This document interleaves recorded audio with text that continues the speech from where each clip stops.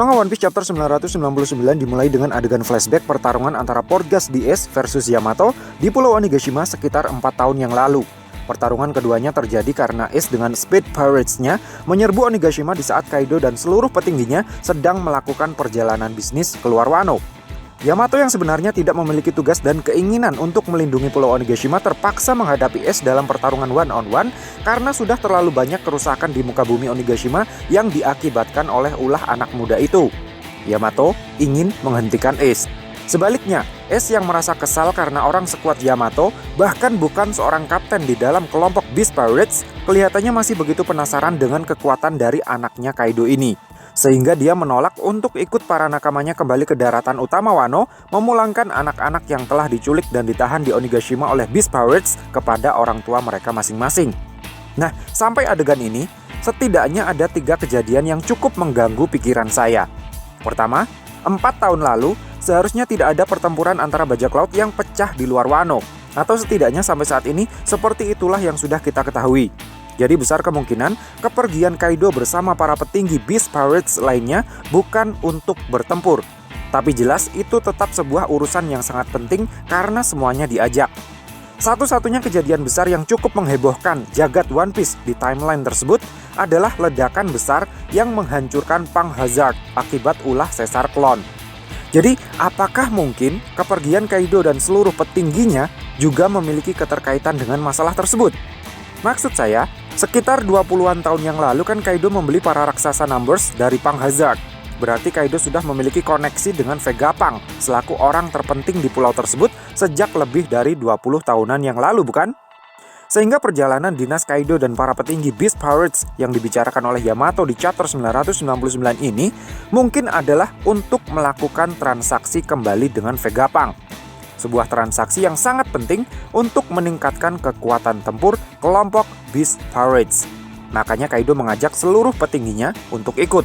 Sayangnya, transaksi tersebut gagal gara-gara Caesar Clone meledakkan seluruh Pang Hazard. Jadi mungkin suatu saat nanti kita harus berterima kasih kepada Caesar Clone karena kalau dia tidak meledakkan Pang Hazard 4 tahun yang lalu, kekuatan tempur Beast Pirates saat ini mungkin lebih mengerikan lagi. Yang kedua, di chapter ini, Ace bilang dia terkejut orang sekuat Yamato bahkan bukan seorang kapten di dalam kelompok bajak lautnya. Itu artinya, sebelum berhadapan dengan Yamato, orang-orang kuat yang dihadapi oleh Ace adalah semuanya kapten bajak laut. Dengan begitu, besar kemungkinan pada saat datang ke Wano, Ace belum menjadi bagian dari Whitebeard Pirates. Karena jika dia sudah menjadi bagian dari Whitebeard Pirates, dia pasti sudah bertemu dengan Marco, Jozu, dan para komandan divisi Shirohige yang lain, sehingga dia tidak akan heran jika ada orang yang sekuat Yamato yang tidak menjadi kapten di kelompok bajak lautnya. Yang ketiga, masalah anak-anak yang diculik oleh Kaido dan dibawa ke Onigashima. Untuk apa Kaido menculik anak-anak? Kita memang sudah diberitahu kalau sejak Oden masih hidup, Orochi sudah menculik ratusan orang setiap minggunya dan menyerahkannya kepada Kaido sebagai semacam upeti. Sehingga mungkin selain bisnis senjata ilegal, Kaido juga menjalankan bisnis perdagangan manusia. Tapi, sebelumnya tidak pernah disebutkan kalau yang diculik hanya anak-anak. Sementara di chapter 999 ini, yang diculik oleh Kaido adalah semuanya anak-anak. Jadi apakah mungkin ini juga ada hubungannya dengan Vegapunk? Dengan artian, Kaido sebenarnya adalah pemasok anak-anak kelinci percobaan untuk penelitiannya Vegapunk. Di chapter 684, Caesar Clone bilang, cara terbaik untuk bisa mensukseskan penelitian tentang gigantifikasi adalah dengan menggunakan anak-anak yang masih dalam masa pertumbuhan. Namun Vegapunk menolak ide Caesar Clone tersebut karena menganggap menggunakan manusia sebagai kelinci percobaan adalah sesuatu yang sangat tidak manusiawi. Tapi bagaimana jika diam-diam Vegapunk justru melakukan apa yang Caesar Clone katakan itu? Dan Kaido adalah pemasok anak-anak yang dia butuhkan. Yang mana hal itu juga berarti kalau Vegapunk tidak sebaik yang kita pikirkan selama ini. Atau anak-anak ini adalah para calon wanita penghibur yang dipersiapkan oleh Kaido untuk menjadi anak didiknya Black Maria. Karena di chapter ini kelihatannya semua anak yang diselamatkan oleh nakama Ace semuanya cewek ABG. Nah, balik lagi ke manga One Piece chapter 999. Yamato yang sedang merasa bosan karena tidak banyak yang bisa dia lakukan selama di Onigashima memutuskan untuk melayani tantangan duelnya Ace. Setelah para nakama Ace kembali ke daratan utama Wano untuk mengembalikan anak-anak yang sudah Kaido culik kepada orang tua mereka masing-masing, pertarungan antara Ace versus Yamato pun dimulai kembali. Namun pertarungan sengit tersebut tidak berlangsung lama. Ace melihat borgol bom membelenggu tangan Yamato, kemudian dia bilang, "Yamato, kita memang tidak bisa memilih siapa yang akan menjadi ayah kita. Tanganmu diborgol adalah urusan lain, tapi jangan biarkan hatimu juga ikut terborgol." Yamato terlihat begitu emosi mendengarnya, lalu dia memenggal kepala patung naga yang ada di lobi Onigashima dengan menggunakan gada besinya sambil bilang, "Aku juga ingin berlayar dan melakukan petualangan seperti Oden. Aku ingin hidup bebas." Patung naga tersebut adalah simbol dari kekuatan Kaido. Makanya, 3 orang kroco yang mukanya terlihat cukup familiar ini terlihat sangat panik melihat Yamato melakukan hal itu. Kalau dilihat-lihat lagi, ketiga kroco tersebut sepertinya adalah Hold'em, Poker, dan Babanuki yang masih belum menjadi seorang gifters. Nah, di sini kan patung naganya Kaido dipenggal oleh Yamato kemudian dikoplok oleh Ace dengan tinjunya. Mungkin nggak sih kalau ini merupakan sebuah clue dari Oda kalau kelak Kaido akan kalah dengan cara yang sama? Kepala Kaido akan ditebas dan mukanya akan ditinju. Dengan kata lain, Luffy memang harus bekerja sama dengan Zoro untuk bisa mengalahkan bapaknya para binatang buas tersebut. Zoro akan menebas kepala Kaido, kemudian Luffy akan menonjok mukanya dengan kekuatan penuh. Dengan itu, Kaido baru bisa diistirahatkan dengan tenang di dalam gudang seperti patung naga yang menjadi simbol kekuatannya ini. Saya pikir, mungkin sih. Nah, melihat emosi Yamato yang meluap-luap ketika disinggung masalah kehidupan yang bebas, Ace terlihat tersenyum senang. Dia kemudian memukul patung naga itu menggunakan tinju apinya sambil bilang, "Seharusnya memang seperti itu." Pertarungan Ace dan Yamato pun berakhir dengan minum sake berdua di atas tebing di bawah pancaran sinar bulan purnama. Keduanya menghabiskan malam bersama sambil bercerita panjang lebar tentang generasi baru bajak laut setelah mengikat mulut dan mata semua kroco yang ada di Onigashima. Yamato bilang, dia akan berlayar di lautan segera setelah borgol yang membelenggu lengannya bisa dia lepaskan. Kemudian dia bertanya kepada Ace tentang generasi baru yang berlayar di lautan yang berasal dari seluruh penjuru dunia.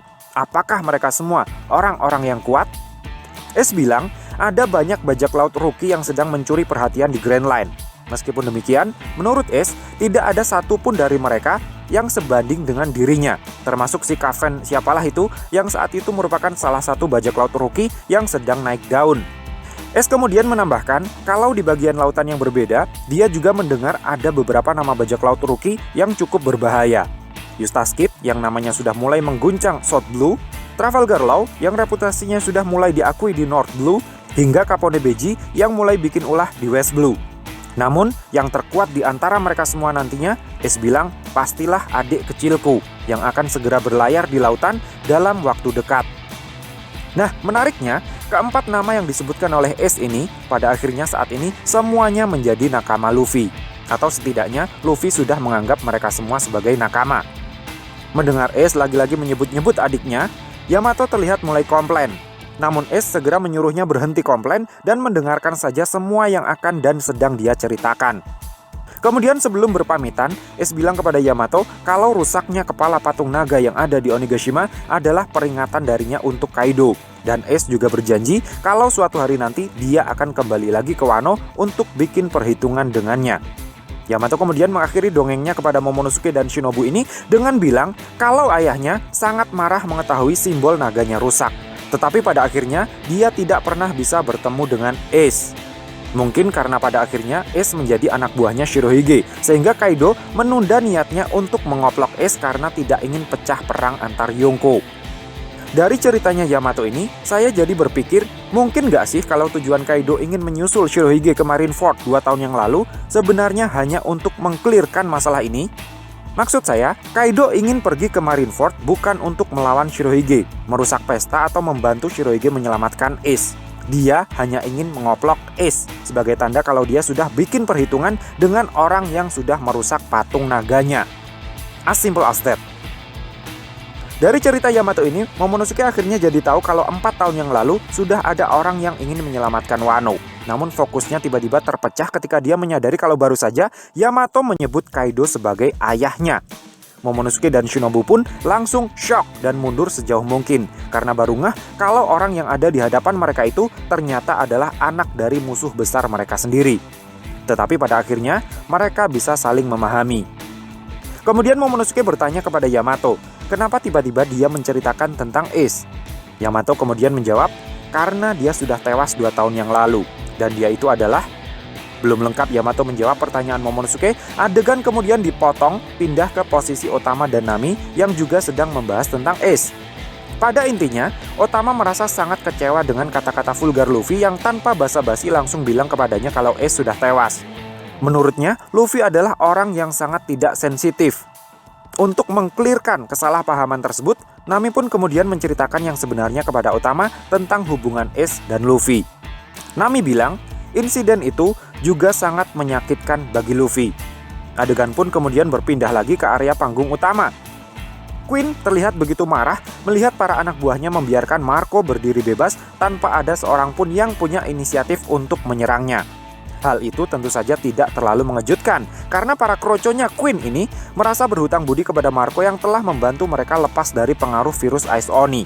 Namun mereka kelihatannya juga masih merasa takut kepada Queen. Jadi ketika Queen menyuruh mereka semua untuk menyerang Marco, tanpa pikir panjang lagi, mereka melakukannya. Di saat mata para kroco semuanya terfokus untuk menyerangnya, Marco menyuruh Nico Robin dan Brook segera naik ke lantai atas kastil. Sementara Roronoa-Zoro akan dia bawa terbang sendiri langsung ke atas dom menemui Kaido. Dengan berubah ke mode full Zoan burung Phoenix-nya, Marco terbang membawa Zoro menuju ke atas sekaligus melemparkan seluruh kroco yang mengepungnya. Dan lagi-lagi, Marco pun juga ikut-ikutan mengenang Ace. Marco teringat hari-hari di mana dia dan Ace masih bersama-sama menjadi awak kapalnya Shirohige. Dia ingat betul Ace pernah meminta Shirohige untuk menyerang Kaido guna membalaskan kematian Kozuki Oden. Izo dan Marco kemudian menjelaskan kalau mereka baru mendengar kematian Oden beberapa tahun setelah insiden tersebut terjadi. Setelahnya, mereka sudah beberapa kali membicarakan masalah balas dendam tersebut kepada Shirohige, tetapi selalu menemui jalan buntu, mengingat pasti akan jatuh banyak sekali korban jika sampai hal tersebut terjadi. Ace yang merasa tidak puas meminta Shirohige untuk membiarkannya pergi sendirian. Shirohige langsung emosi mendengar kengototan Ace dan dia pun mengoplok anak kesayangannya itu. Shirohige bilang, "Apa kau pikir kau bisa mengalahkan seseorang yang bahkan Kozuki Oden saja tidak bisa mengalahkannya?" Ace yang sudah terkoplok pun hanya bisa tengkurap lemas dengan bekas luka benjol 2 tingkat di kepalanya. Teach yang ternyata juga ada di TKP tertawa terbahak-bahak melihatnya. Teach bilang, "Beneran loh, Oden itu sangat kuat bro." Kemudian dia bilang, dia tahu kalau tujuan Ace mengincar Kaido adalah karena dia menginginkan nama besar. Marco pun menimpalinya, "Diem lu, bukan itu yang Ace kejar goblok." Izo dan Marco kemudian menenangkan hati Ace dengan bilang ketika Shirohige sudah memberi tanda oke, kapanpun itu mereka akan siap menemani Ace menyerbu Wano. Dengan sisa-sisa tenaganya, Ace kemudian dengan polosnya bilang, "Jika kalian ikut, aku pikir mungkin sekarang kita bisa mengalahkan Kaido." Nah, ketika teringat kembali dengan masa-masa indah bersama Ace inilah, sambil terbang lurus ke atas membawa Roronoa-Zoro, Marco terlihat menitikkan air mata. Marco menitikkan air mata saat masih dalam mode full Zoan burung Phoenix-nya. Dan tahukah kalian, menurut legenda Yunani, air mata burung Phoenix tidak hanya bisa menyembuhkan semua luka atau penyakit, tetapi juga mampu membangkitkan orang yang sudah mati. So, apakah air mata burung Phoenix-nya Marco ini juga akan memiliki kekuatan yang sama? Kalau iya, siapa kira-kira yang akan dia bangkitkan? Kembali lagi ke cerita utama. King dan Queen sudah berubah ke mode dinosaurus mereka untuk mencegah Marco sampai ke atap dom. Di dalam mulut Brachiosaurusnya Queen ada shotgunnya. Jadi selain hobi ngemut cerutu, Queen ternyata juga hobi ngemut shotgun. Dengan menggunakan shotgun yang ada di dalam mulutnya ini, yang pemicunya entah terpasang di sebelah mana, Queen menembaki Marco. Namun tembakan-tembakan itu jelas saja hanya lewat tanpa bekas, menembus tubuh burung Phoenix-nya Marco yang terus terbang lurus ke atas menuju atap dom. Queen dan King bilang, apa yang dilakukan oleh Marco ini tidak ada gunanya. Para samurai akan segera mati dan setelah Momonosuke berhasil dihabisi, pertempuran akan berakhir.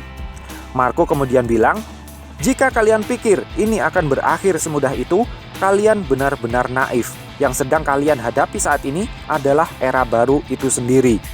Adegan pun kemudian beralih kembali ke posisi Nami dan Otama serta Momonosuke dan Yamato, yang mana kedua bocah kecil tersebut secara bersamaan baru tahu kalau Ace yang mereka bicarakan sejak awal tadi adalah kakaknya Luffy. Ekspresi muka keduanya terlihat kocak dan cukup mirip, jadi mungkin mereka memang jodoh. Maksud saya, kelak setelah Perang Wano berakhir, Otama akan menjadi seorang kunoichi yang sangat hebat dan kemudian menjadi pengawal pribadinya Kozuki Momonosuke. Atau mungkin malah bisa jadi lebih dari itu. Nah, mengetahui kalau Luffy adalah adiknya Ace, Otama merasa begitu menyesal karena sudah menuduh Luffy yang bukan-bukan. Namun Nami segera meyakinkannya kalau Luffy pasti tidak akan ambil pusing tentang masalah tersebut. Yang menarik adalah perkataan Nami yang selanjutnya. Dia bilang, "Oke, mari kita lakukan sesuai dengan rencanamu." Otama sepertinya sudah merencanakan sesuatu yang cukup menarik, yang membuat Nami yakin kalau rencana Otama tersebut cukup layak untuk dicoba. Yang jadi pertanyaan sekarang, rencana macam apakah itu? Oleh karena kekuatan buah iblis Otama adalah menciptakan Kibidango dari pipinya untuk menjinakkan binatang buas, di mana Kibidangonya tersebut sudah terbukti mampu menjinakkan para gifters, maka besar kemungkinan salah satu hal yang direncanakan oleh Otama dan Nami adalah memberikan Kibidango Otama kepada para gifters yang mereka temui agar mereka bisa diajak berbalik melawan Kaido. Ini akan menjadi semakin mirip dengan legenda Momotaro yang dibantu oleh para binatang untuk mengalahkan Raja Oni di Onigashima. Dengan kata lain, rencana Otama adalah memanipulasi musuh agar terjadi civil war. Sementara itu di tempat Momonosuke berada, Yamato kembali melanjutkan ceritanya. Yang membawa Luffy ke Wano adalah kau bukan? Tanya Yamato. Dari semua bajak laut yang ada di dunia ini, yang kalian temui dan bawa ke Wano adalah Luffy. Semua ini pasti sudah takdir, apalagi Luffy juga memiliki inisial D di dalam namanya. Setelah mengucapkan kalimat tersebut, Yamato kemudian mengeluarkan buku catatan Oden yang selama ini selalu dia bawa. Dari adegan ini, jelas sekali menandakan kalau Oden sudah menuliskan sesuatu tentang para penyandang nama di dalam buku jurnalnya. Bahkan bukan tidak mungkin, Oden yang sudah pernah sampai ke Laftel dan mengetahui sejarah tentang mereka, juga telah menuliskan sesuatu tentang Will of D di dalam jurnalnya tersebut. Dengan kata lain, melalui jurnalnya Oden ini, Yamato saat ini sudah tahu tentang makna dari Will of D. Dan dia sepertinya akan menjelaskannya kepada Momonosuke dan Shinobu. Adegan kemudian berpindah lagi ke atap dom, di mana Big Mom dan Kaido sedang menunggu kedatangan Luffy sambil ngobrol ngalor ngidul. Di dekat mereka, Zeus terlihat sedang melahap awan, sementara Prometheus sedang memakan api untuk mengembalikan stamina mereka agar menjadi 100% kembali. Big Mom bilang kepada Kaido kalau dia boleh membunuh siapa saja, tetapi tidak boleh membunuh Nico Robin. Kaido menimpalinya dengan bertanya, "Bukankah ada gadis bermata 3 di dalam kelompokmu? Apakah dia masih belum bisa membaca tulisan kuno?" "Aku tidak tahu, tapi aku tidak bisa menunggu matanya terbuka lebih lama lagi," jawab Big Mom. Big Mom pun kemudian bertanya kepada Kaido, di mana Kaido akan menjatuhkan Pulau Onigashima. Kaido bilang, dia akan menjatuhkannya tepat di atas kastil yang menjadi simbol keberadaan klan Kozuki. "Hei, bukankah Rod Poneglyph ada di sana?" tanya Big Mom. "Tidakkah itu terlalu cepat untuk mengatakan tujuanmu yang sebenarnya, Lin-Lin?" jawab Kaido. Big Mom kelihatan mulai tersinggung. "Jangan remehkan aku, Kaido. Sampai sekarang aku masih menganggapmu sebagai adikku. Ingat, di hari jatuhnya bajak laut Rocks, akulah yang telah memberimu buah iblis Mythical Zoan Uwo Uwo no Mi di God Valley. Itu adalah hutang seumur hidupmu kepadaku. Terserah kamu mau ngomong apa, masalah itu kita pikirkan nanti saja setelah kita berhasil menemukan One Piece." Nah, dari percakapannya Big Mom dengan Kaido di atap kapal induk Onigashima ini, akhirnya dua misteri terkait Kaido dan Big Mom terungkap sekaligus. Hutang seumur hidup Kaido kepada Big Mom ternyata adalah kekuatan buah iblis yang dimiliki oleh Kaido saat ini. Dan nama buah iblis Kaido ternyata adalah Uwo Uwo no Mi jenis Mythical Zoan. Dalam bahasa Jepang, Uwo berarti ikan. Jadi kekuatan buah iblis Kaido adalah Mythical Zoan ikan. Ini adalah sesuatu yang sangat jauh di luar bayangan semua fans One Piece. Mungkin. Tapi dengan begini, sekarang jadi jelas alasan kenapa kekuatan Zoan Dinosaurus disebut sebagai Ryu Ryu no Mi. Mungkin menurut logika Eiichiro Oda, dinosaurus itu adalah spesies reptil purba yang selama ini kita sebut dengan naga, sehingga dia menyebut buah iblis Zoan Dinosaurus sebagai Ryu Ryu no Mi, bukan Daino Daino no Mi. Oleh karena itu, naga Shenlong yang menjadi perwujudannya Kaido tidak masuk ke dalam kategori Ryu Ryu no Mi juga. Tapi kami tetap tidak habis pikir, kenapa naga Shenlong Kaido tidak dimasukkan ke dalam kategori Hebi Hebi no Mi, padahal buah iblis ular berkepala 8-nya Kurozumi Orochi masuk dalam kategori ini. Beberapa dari kalian kemudian mungkin akan mengaitkannya dengan legenda rakyat Cina tentang seekor ikan mas yang berubah menjadi seekor naga setelah mampu melewati gerbang naga yang dibangun oleh Yu Yang Agung dalam usahanya mengendalikan banjir di Tiongkok kuno. kemudian menganggap kalau wujud naga Shenlongnya Kaido sekarang ini adalah bentuk awakening dari buah iblis ikan Kaido. Jadi, dulu ketika mengaktifkan mode Zoan-nya, tubuh Kaido akan berubah wujud menjadi seekor ikan mas. Kemudian setelah kekuatan buah iblisnya awakening, wujud ikan mas tersebut berubah menjadi naga Shenlong seperti yang sekarang bisa kita lihat. Mirip seperti ikan yang berubah menjadi naga dalam legenda rakyat Cina tadi. Tapi bagaimana jika ternyata dugaan kita semua salah? Uwo Nomi yang dimakan oleh Kaido adalah buah iblis Mythical Zoan. Jadi setelah memakannya, Kaido langsung bisa mendapatkan wujud binatang mistisnya yang dalam hal ini berwujud naga Shenlong tanpa perlu awakening terlebih dahulu. Kemudian alasan kenapa Eiichiro Oda tidak memasukkan naga Shenlong Kaido ke dalam klasifikasi Ryu Nomi atau Hebi Nomi adalah karena mungkin menurut logika Eiichiro Oda, naga Shenlong itu kan makhluk mitologi yang hidup di dalam laut. Dan semua makhluk yang hidup di dalam laut, menurut logikanya orang Jepang, semuanya masuk ke dalam kategori ikan. Makanya naga Shenlongnya Kaido disebut sebagai Mythical Zoan ikan. Yang jadi pertanyaan sekarang, jika buah iblis Kaido masuk ke dalam klasifikasi Zoan ikan, apakah itu berarti Kaido bisa bernafas dan berenang di dalam laut? Apakah kelemahan utama para pengguna kekuatan buah iblis, yaitu air laut, tidak berlaku bagi Kaido? Makanya pada manga One Piece chapter 795 dulu disebutkan kalau Kaido adalah makhluk terkuat di darat, di laut, dan di udara. Tapi jika benar seperti itu faktanya, ini akan jadi tidak adil bagi pengguna kekuatan buah iblis lain, terutama bagi Vanderdecken 9. Vanderdecken 9 adalah seorang manusia ikan pemakan buah iblis. Sebagai seorang manusia ikan, sudah seharusnya kalau dia sangat jago berenang. Namun karena efek buah iblis yang dimakannya, dia kehilangan kemampuan alaminya tersebut. Jadi, jika manusia ikan saja tetap kehilangan kemampuan berenangnya setelah memakan buah iblis, seharusnya Kaido juga tetap tidak akan bisa berenang di dalam laut meskipun buah iblis yang dimakannya bertipe ikan. Nah, di atap dom, kan sudah ada Big Mom dan Kaido yang sedang menunggu Luffy topi jerami. Sementara para pemeran utama di dalam kastil yang sedang bergerak menuju ke atap dom, baru ada Luffy, Zoro, Kid, dan Killer. Jadi, apakah mungkin pembagian pertarungannya nanti akan jadi kapten dan wakilnya versus seorang Yonko? Kid dan Killer akan melawan Big Mom, sementara Luffy dan Zoro akan melawan Kaido. Nah, secara keseluruhan, manga One Piece chapter 999 menurut kami sangat menarik untuk dibaca. Efek dramanya begitu kena banget. Bahkan saya sempat menitikkan air mata ketika membaca bagian Otama dan Momonosuke yang baru tahu kalau Ace adalah kakaknya Luffy. Jadi menurut saya, manga One Piece chapter 999 ini ratingnya 6 dari 5 lah.